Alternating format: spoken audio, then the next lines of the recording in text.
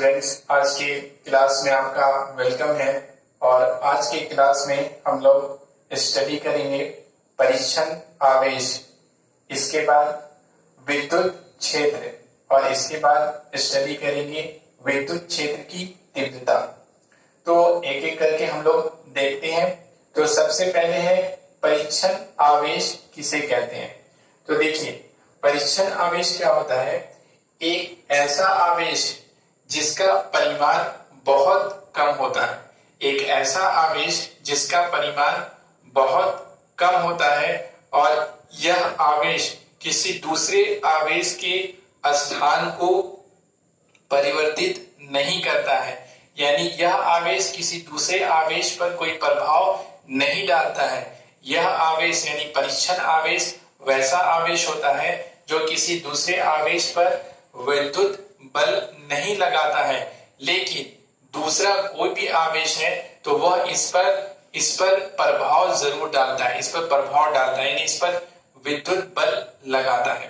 तो परीक्षण आवेश एक ऐसा आवेश होता है जिसका परिमाण बहुत कम होता है और यह दूसरे आवेश पर कोई प्रभाव नहीं डालता है, यानी उस पर कोई बल नहीं लगाता है, यानी उसकी स्थिति को परिवर्तित नहीं करता है, बल लगा के उस स्थिति को परिवर्तित नहीं करता है। लेकिन दूसरा आवेश, जो भी दूसरा आवेश इसके नजदीक होता है, परीक्षण आवेश के नजदीक, तो वो सारा आवेश इस पर बल लगाता है, इस पर प्रभाव डालता है। जैसे और परीक्षण आवेश को सूचित किया जाता है Q नॉट से। परीक्षण आवेश यहाँ सबसे पहला हम लोग पढ़ रहे हैं परीक्षण आवेश के बारे में, और परीक्षण आवेश को प्रदर्शित किया जाता है Q नॉट से। अब देखिए, फिर से समझा रहे हैं। अगर मान लेते हैं कि कोई आवेश है, ये कोई आवेश है Q, ये परीक्षण आवेश नहीं है, कोई आवेश Q है। अब इसके नजदीक अगर कोई परीक्षण आवेश को लेके आते हैं तो परीक्षण आवेश को Q नॉट से सूचित किया जाता है। तो परीक्षण आवेश को अगर इसके नजदीक लेके आए हैं तो परीक्षण आवेश एक ऐसा आवेश होता है जिसका परिमाण बहुत कम होता है और यह आवेश इस पर कोई प्रभाव नहीं डालता है, यानी यह इस पर कोई बल नहीं लगाएगा, और बल नहीं लगाएगा जिसके कारण इसके स्थिति में कोई परिवर्तन नहीं होगा, यानी ये जहां पे वहीं पे रहेगा। जबकि ये प्लस है और ये भी प्लस है, ये भी धनात्मक, ये भी धनात्मक, तो दोनों के बीच क्या रहेगा? प्रतिकर्षण का बल लगेगा। लेकिन परीक्षण आवेश एक ऐसा आवेश होता है जो अपने नजदीक जो किसी दूसरे आवेश पर कोई प्रभाव नहीं डालता है, लेकिन इस पर दूसरा आवेश प्रभाव डालता है, यानी ये आवेश इस पर प्रभाव डालेगा, इस पर बल लगाएगा, इसकी स्थिति को भी परिवर्तित कर देगा, स्थान को भी बदल देगा। ये प्लस है, ये प्लस है, तो ये क्या करेगा? इस पर बल लगाएगा। किस तरफ? इस तरफ बल लगाएगा, जिसके कारण अगर इसको यहाँ पे लाके छोड़ दिया जाए तो ये यहाँ से इसका स्थान परिवर्तित होकर इधर चला जाएगा, यानी वो इस स्थान से इधर जाने लगेगा।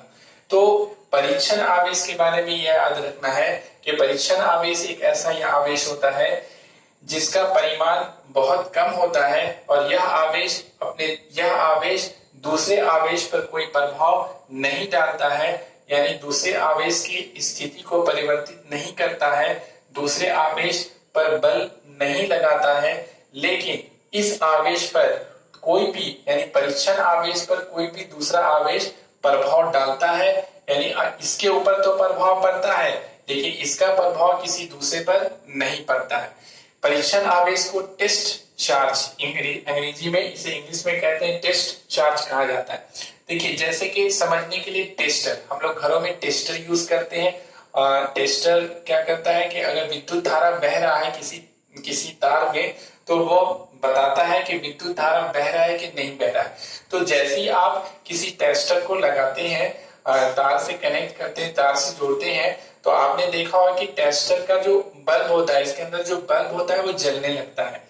लेकिन तो यहाँ पे क्या होता है कि टेस्टर को जैसे ही आप टेस्ट करने के लिए लगाते हैं, पता लगाने के लिए लगाते हैं विद्युत धारा, तो इसका तो बल्ब जलने लगता है, यानी जो धारा बह रही है उसका प्रभाव तो इस पर पड़ता है, इसका बल्ब जल गया। लेकिन टेस्टर के लगाने से आपके घरों में जो बल्ब है उस पर कोई प्रभाव नहीं पड़ता है। ऐसा नहीं होता है कि कोई बल्ब जलने लगे, कोई बल्ब बुझ जाए, ऐसा कुछ भी नहीं होता है।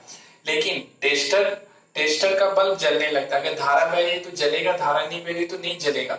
तो यहाँ पर हम लोग क्या देखते हैं कि टेस्टर के ऊपर प्रभाव पड़ता है, लेकिन टेस्टर का प्रभाव जो धारा बह रही है उसके कारण कहीं पे इसका उस पर कोई प्रभाव नहीं पड़ता, या फिर कहीं पर का बल्ब ज्यादा तेजी से जलने लगे या उसका रोशनी कम हो जाए, ऐसा कोई प्रभाव नहीं पड़ता है। तो जस्ट लाइक टेस्टर क्या होता है, वो टेस्ट करने के लिए होता है, पता लगाने के लिए होता है कि विद्युत धारा बह रही है कि नहीं बह रही है, उसका बहाव हो रहा है कि नहीं हो रहा है। इसी तरह से टेस्ट चार्ज एक ऐसा चार्ज होता है जिसका यूज क्या होता है, टेस्ट करने में। किस चीज का टेस्ट करने में, तो हमें इसके बारे में आगे पढ़ना है।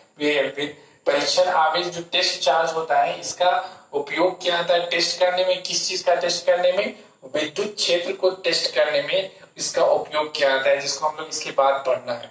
तो टेस्ट चार्ज एक ऐसा चार्ज होता है जिसका परिमाण बहुत कम होता है और ये किसी दूसरे आवेश पर प्रभाव नहीं डालता है, लेकिन इसके ऊपर दूसरा आवेश प्रभाव डालता है।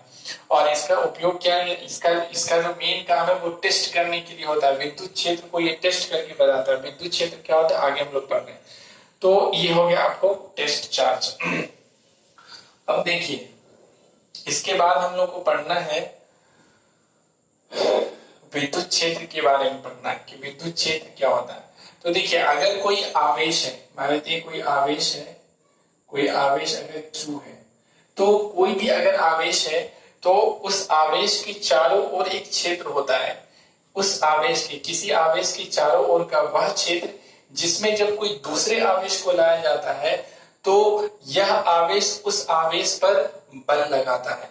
तो इस क्षेत्र को कहा जाता है विद्युत क्षेत्र कहते हैं, या फिर कहेंगे कि किसी भी आवेश के चारों ओर का वह क्षेत्र जहां तक उसका प्रभाव पड़ता है, जहां तक वो इफेक्ट डाल सकता है, जहां वो बल लगा सकता है दूसरे चार्ज पर, तो उस क्षेत्र को कहा जाता है विद्युत क्षेत्र कहते हैं। जैसे कि इसके चारों ओर मान लेते हैं कि ये इसके चारों ओर ये विद्युत क्षेत्र है, ये विद्युत क्षेत्र है।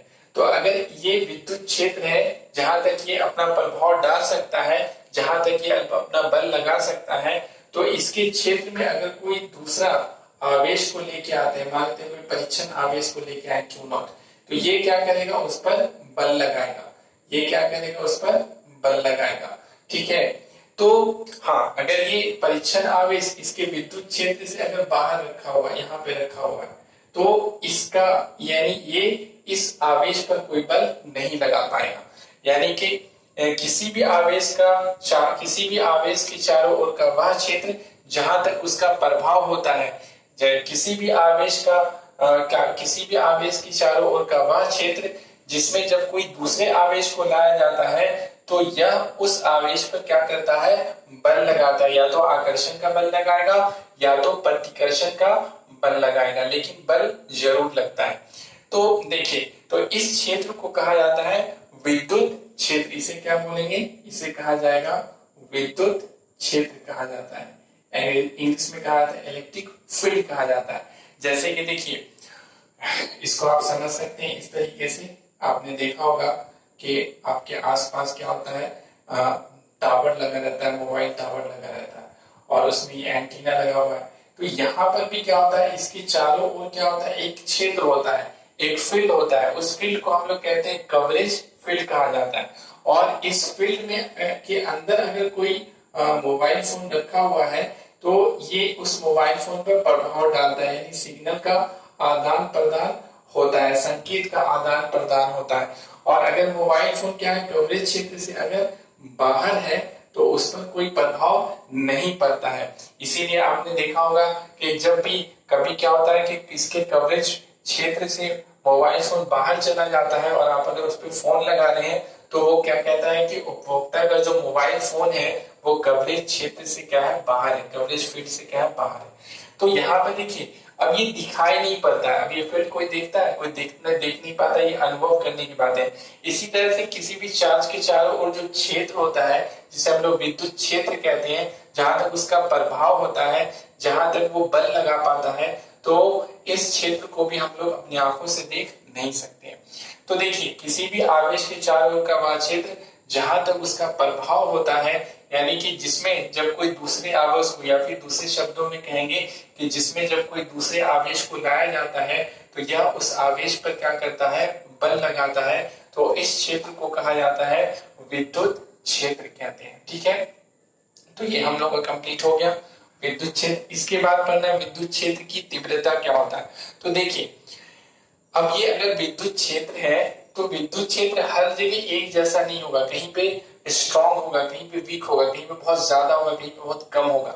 जैसे कि देखिए, इसके चारों ओर, इस टावर जो है लगा हुआ एंटीना है, इसके चारों ओर कवरेज क्षेत्र होता है, लेकिन सब जगह कवरेज क्षेत्र एक जैसा नहीं होता है। कहीं पे वो स्ट्रांग होता है, उसकी ताकत ज्यादा होती है, कहीं पे उसकी ताकत क्या होती है, कम होती है, वीक होता है। कहीं पे जहां पे अगर स्ट्रांग है, इसकी ताकत मजबूत है, ज्यादा है, तो वहां पे क्या होगा, आपका अच्छे से आपकी बातचीत हो जाएगी।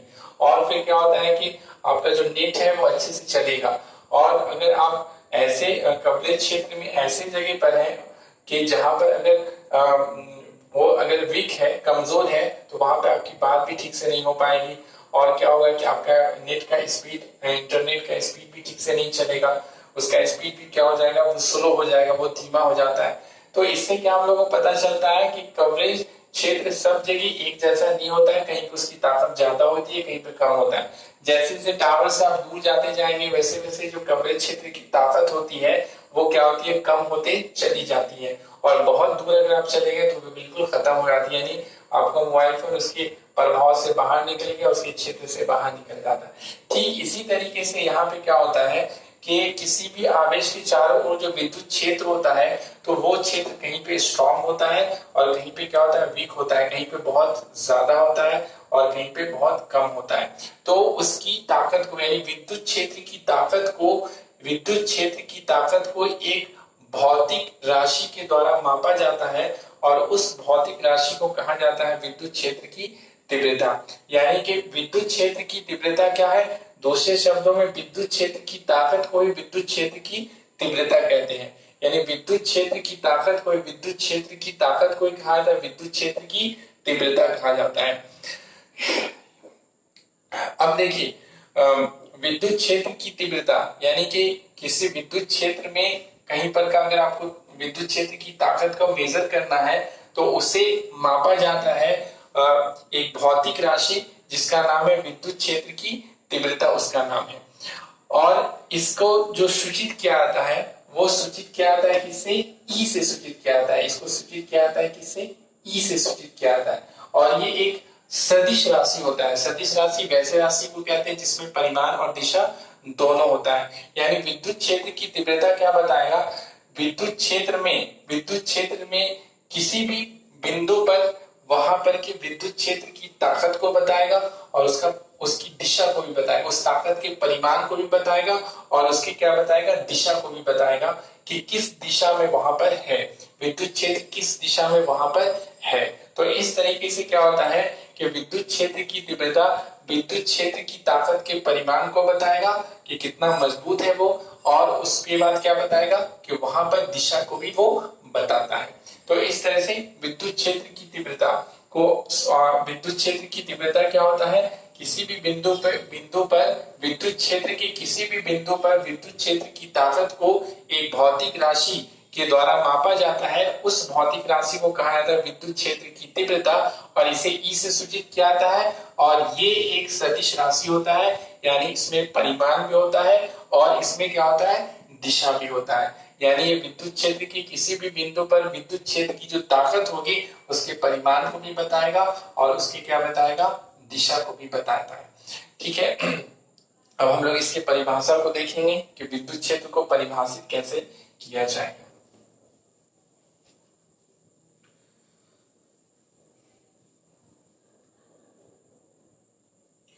तो देखिए, परिभाषा लिख के बता रहे हैं, किसकी परिभाषा है, इसकी परिभाषा विद्युत क्षेत्र की तीव्रता की परिभाषा क्या होगा।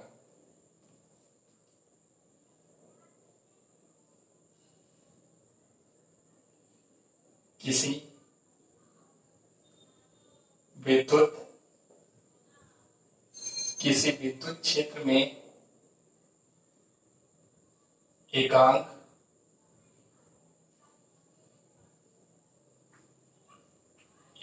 धनात्मक परीक्षण आवेश पर लगने वाले बल को विद्युत क्षेत्र की तीव्रता कहते हैं। किसी विद्युत क्षेत्र में एकांक धनात्मक परीक्षण आवेश पर लगने वाले बल को विद्युत क्षेत्र की तीव्रता कहते हैं। अर्थात E बराबर हो जाएगा, विद्युत क्षेत्र की तीव्रता को E से सूचित करते हैं, तो E बराबर हो जाएगा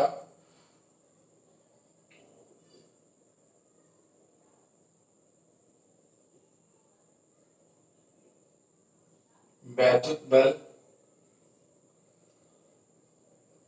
बटा क्या हो जाएगा, परीक्षण आवेश। अब देखिए इसी को हम लोग लिख सकते हैं E बराबर, बल को किससे सूचित करते हैं, E से, F से, और परीक्षण आवेश को Q नॉट से। यानी E बराबर क्या हो जाएगा, विद्युत क्षेत्र की तीव्रता बराबर वैद्युत बल बटा क्या हो जाएगा, Q नॉट हो जाएगा। वैद्युत बल बटा Q नॉट यानी कि परीक्षण आवेश हो जाएगा। अब ये कैसे आया, तो देखिए यहां देखिए, अगर मान लेते हैं कोई आवेश Q है और जिसका ये विद्युत क्षेत्र है, इसमें कोई परीक्षण आवेश Q नॉट रखा हुआ है, तो इस आवेश के द्वारा इस पर जो बल लग रहा है वो F बल है। तो यहां पे अगर देखिए, चूंकि Q नॉट परीक्षण आवेश पर F बल लगता है, ठीक है।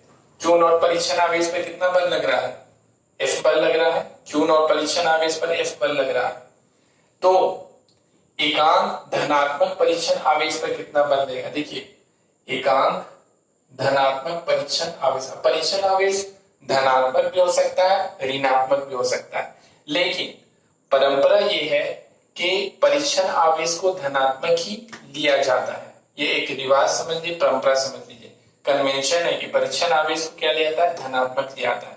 अब यहाँ पे क्या कह रहा है, परिभाषा में कह रहा है किसी विद्युत क्षेत्र में एकांक धनात्मक परीक्षण आवेश, कितना आवेश, एकांक धनात्मक परीक्षण आवेश होना चाहिए। तो Q नॉट परीक्षण आवेश पर F बल लग रहा है, तो एकांक धनात्मक ही है, धनात्मक परीक्षण आवेश पर कितना बल लगेगा, तो ये बल लगेगा F बटा Q नॉट लगेगा। तो ये देखिए इसी को कहा जाता है एकांक धनात्मक परीक्षण आवेश, ये धनात्मक है, एकांक धनात्मक परीक्षण आवेश पर लगने वाले बल को कहा जाता है, एकांक धनात्मक परीक्षण आवेश पर लगने वाले बल को कहा जाता है विद्युत क्षेत्र की तीव्रता। इसीलिए देखिए E बराबर क्या लिखे, F बटा Q नॉट लिखे, E बराबर F बटा Q नॉट होता है, यानी कि बल बटा परीक्षण आवेश। अब अगर सदिश रूप में इसको लिखना है, सदिश रूप में, तो अगर सदिश रूप में लिखना है तो क्या हो जाएगा, E बराबर F बटा Q नॉट, और यहाँ पे तीर का निशान देंगे और यहाँ पे तीर का निशान देंगे। बल भी क्या है, एक ऐसी राशि, सदिश राशि है, यहाँ पे तीर का निशान देंगे, लेकिन आवेश एक सदिश राशि नहीं होता है, आवेश में सिर्फ परिमाण होता है, दिशा नहीं होता है, इसलिए यहाँ पर कोई तीर का निशान नहीं किया जाएगा। तो इस तरह से हम लोग देख सकते हैं कि F बराबर E बराबर क्या होता है, F बटा Q नॉट होता है। तो इस तरह से क्या हो गया कि सदिश रूप में अगर इसे लिखा जाएगा तो ये हो जाएगा E बराबर F बटा Q नॉट, जहां E के ऊपर तीर का निशान, F के ऊपर भी तीर का निशान होगा, Q नॉट हो जाएगा। अब देखिए अगर हम लोग विद्युत क्षेत्र की दिशा के बारे में अगर बात करेंगे तो विद्युत क्षेत्र की जो दिशा होगी वो बल की दिशा में होगी, जो यहाँ वैद्युत बल लग रहा होगा उसी बल की दिशा में होगी। अगर इस तरह से अगर यहाँ पर अगर E का यानी विद्युत क्षेत्र की दिशा को देखना है, यानी विद्युत क्षेत्र की जो ताकत है उसका परिमाण तो ये वाले सूत्र से निकल जाएगा F बटा Q नॉट, और दिशा किस तरफ होगा, बल की दिशा में, यानी यहां से विद्युत क्षेत्र किस दिशा में होगा, इसी दिशा में होगा, यानी विद्युत क्षेत्र इस दिशा में होगा यहाँ पर, ठीक है। इसी तरह यानी कि ठीक बाहर की तरफ होगा। इसी तरह से अगर Q0 को अगर यहाँ पे रख देते हैं, यहाँ पे अगर रख देते हैं तो यहाँ से ठीक बल किधर लगेगा, बाहर की तरफ, यानी विद्युत क्षेत्र की दिशा यहाँ पर इस तरफ बाहर की तरफ होगा। इसी तरह से अगर यहाँ पे अगर परीक्षण आवेश रख देते हैं तो इस पर ये प्लस है और ये भी प्लस है, तो प्लस प्लस के बीच में क्या होता है, धनात्मक धनात्मक के बीच में प्रतिकर्षण का बल लगेगा, तो ये इस पर प्रतिकर्षण का बल इस तरफ लगाएगा।